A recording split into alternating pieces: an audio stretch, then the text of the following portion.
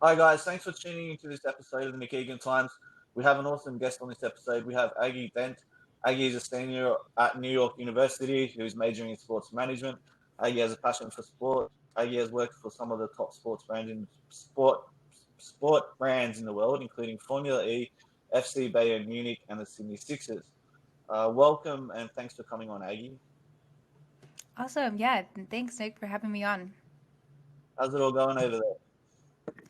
It's all good here. I'm currently in New York City and getting quite cold here, actually. I'm very happy to be stuck home in my quarantine right now and not out there fighting the cold. So, all good. Okay, cool. And how's COVID affected your life so far? Yeah. So, I think when New York City kind of shut down was around March 11th.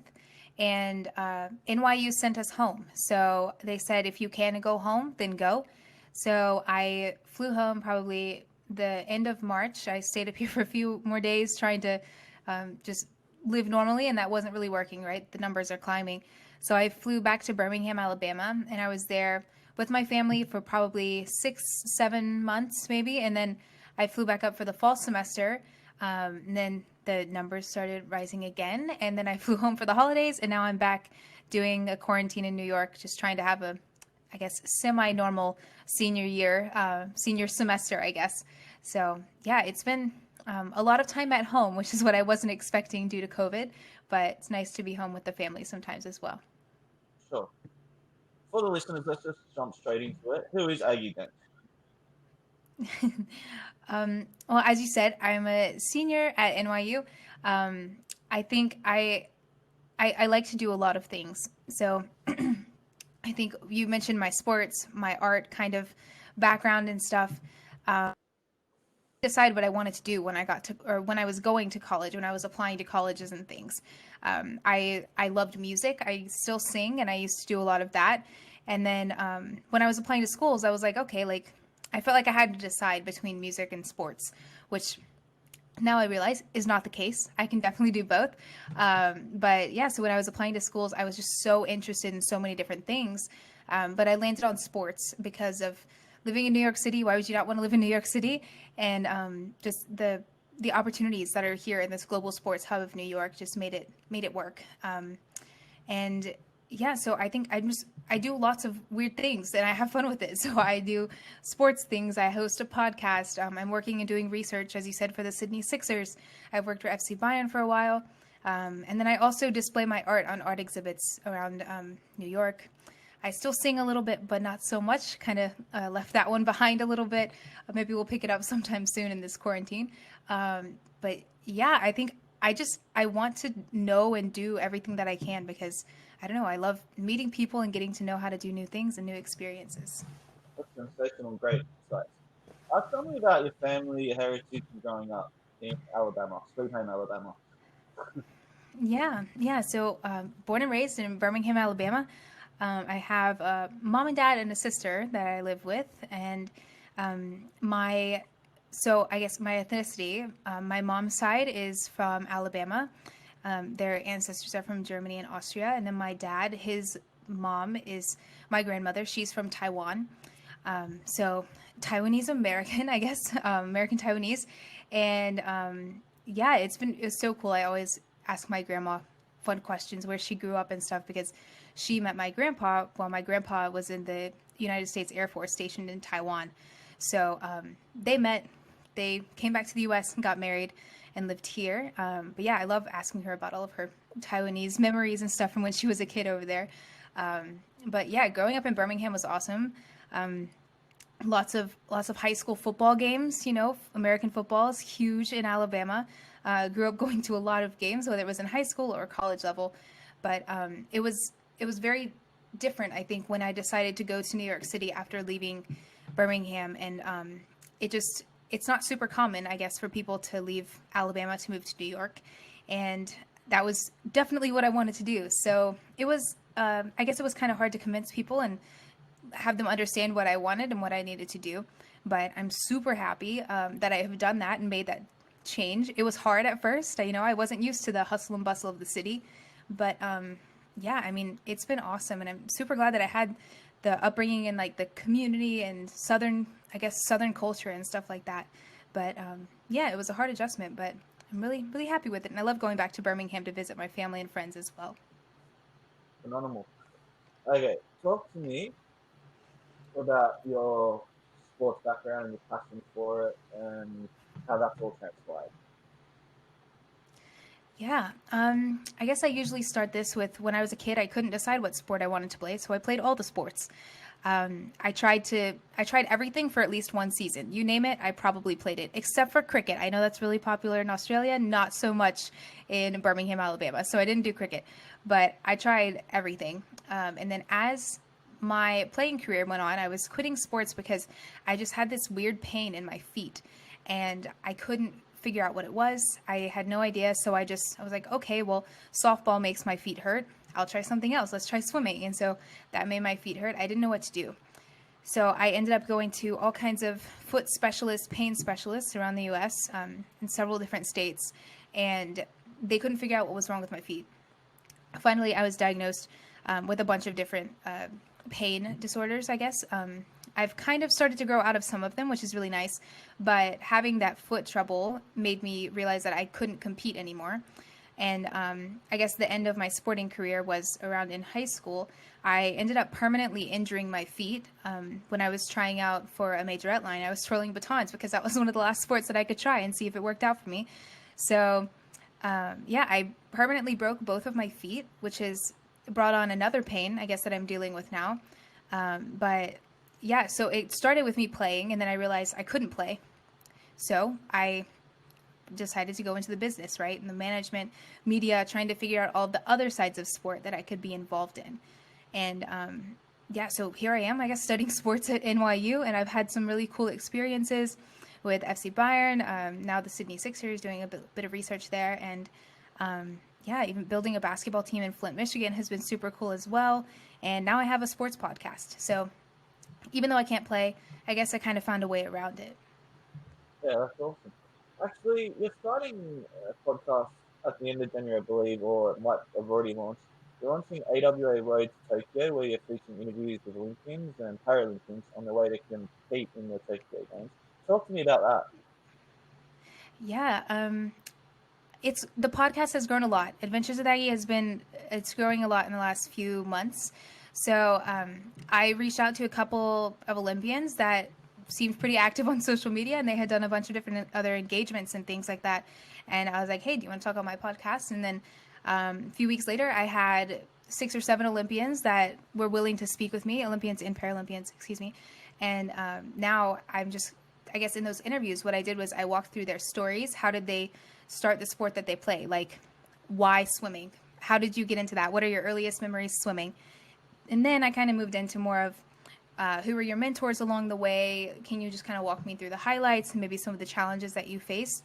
And then my favorite part of all of the interviews is what does the road to Tokyo mean to you? Or for some of them, they're 3-time Olympians. So what does the road to London mean? Or what does the road to Rio mean? And it's really cool to just hear all of the stuff that goes on in that road that they take to the Olympics or Paralympics. So yeah, we're in the middle of it right now, actually. I've released 2 episodes, one with a Team USA rugby player named Nicole Haverland, and another one with a Team USA wheelchair rugby player named Chuck Aoki. And we've got 3 or 4 more episodes to release in the next few weeks, but it's going really well. And I love the Olympics, huge Olympics fan, Paralympics fan as well. So it's been really cool to kind of be on the other side and get to know these athletes personally. Congratulations on that, and yeah, I look forward to hearing it myself. Yeah. You're a current director of research and engagement for Flint United, I believe. And you just mentioned before you've got a new team competing in the basketball league. Talk about that. Yeah, so Flint United is a new team competing in the basketball league. So the basketball league is a competitor to NBA G League, which is the second division basketball league of NBA within the U.S. And yeah, the basketball league is growing a lot. They've onboarded, I think, 20 teams just in 2020, and different cities all around the U.S. Lots of really great basketball is being played as well. But yeah, so my role with them is really social media engagement, driving partnerships that impact the community, doing social media analytics too, a little bit of content creation as well. It's been really cool to get to help and participate in building the team from the ground up. So right now, the team, we have a couple more tryouts where we're letting the guys from Flint, Michigan and the surrounding states come and try out to be on our team. And then we'll have our team combine where everybody's playing together for the first time in just a few weeks. And then our first game is at the end of March. So the season's coming really fast, but we're super excited about it. That's exciting. Yeah. Talk about your creative side. So you're good at art and very creative. Talk about that. Yeah, I think the creative side of my life kind of came from the injury. When I was injured in high school, I realized that there's another way to kind of have that competitive outlet. So that was when I started picking up singing and I started picking up other fine arts and stuff like drawing and painting. And I was like, oh my gosh, like this is so cool. I didn't know that I could do this. And I really only found that out because I was unable to play sports. So now I guess it kind of started my whole interest in realizing that I could do this further than just a hobby was when I studied abroad at NYU London. I took a British art course.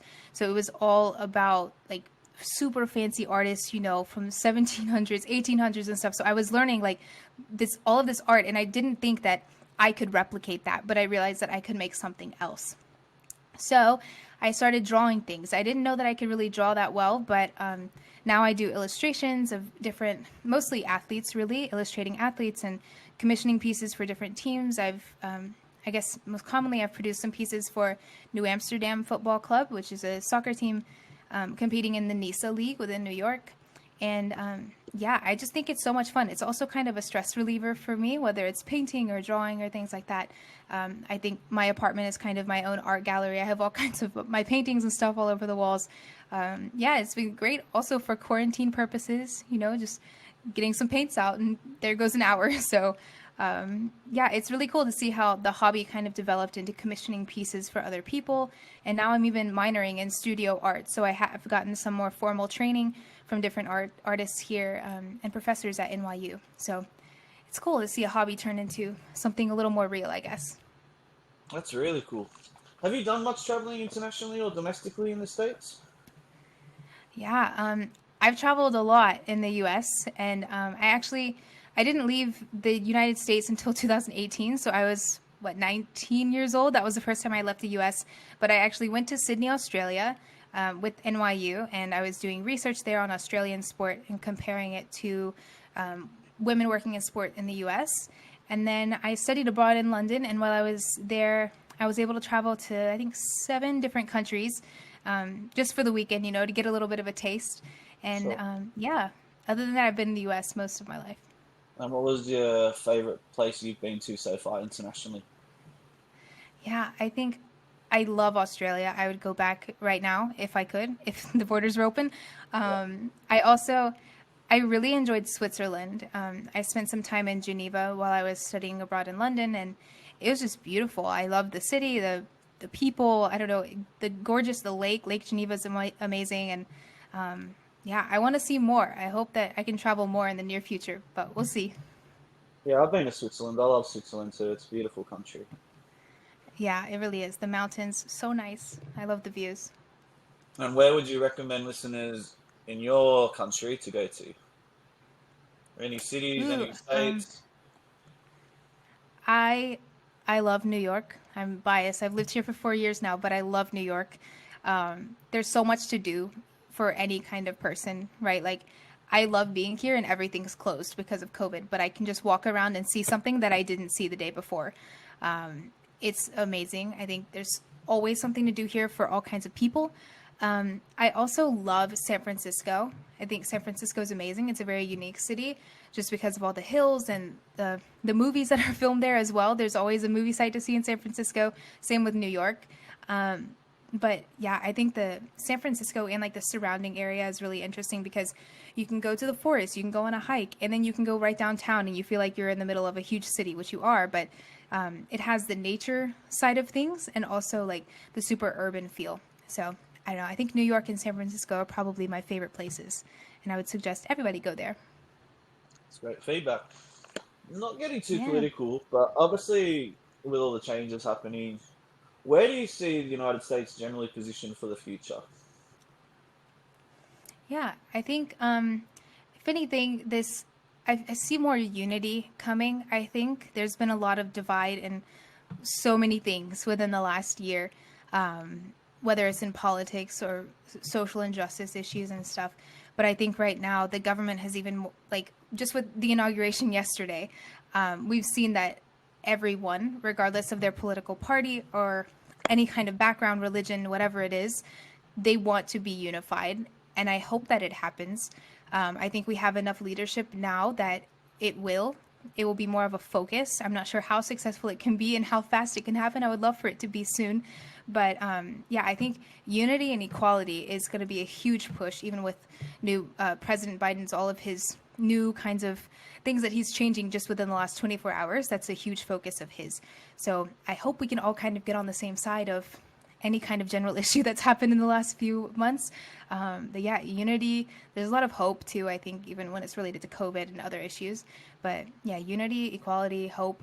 Yeah, I hope we're all kind of on the same playing field in the next few months. What's your opinion of the vaccine? Are you happy to get it? Yeah, I want it so bad. I would love to have it. But yeah, I know in New York, at least, they're doing a bunch of different levels, right? So right now, it's essential workers, medical workers, and people over the age of 65, I think, are eligible to get it. Unfortunately, I am none of those things. So I'm not eligible to get it in New York yet. But yeah, I hope that I can get it soon. I hope that lots of people can get it soon. And I think that's another thing that, at least here in the US, President Biden has said he's trying to push for more people to get the vaccine faster. So we'll see. But I would love it. If you have one, please hand it over. I'll take it. But yeah, I don't know. We'll see what happens. That's awesome. Aggie, thanks for joining my podcast. I do appreciate it. I wish you all the success in 2021 with obviously all the projects you're working on and you currently got going. And yeah, I wish you all the best. Yeah. Awesome, Nick. Thank you so much for having me on. No worries. Have a great day. Thanks. You too. Bye. Bye.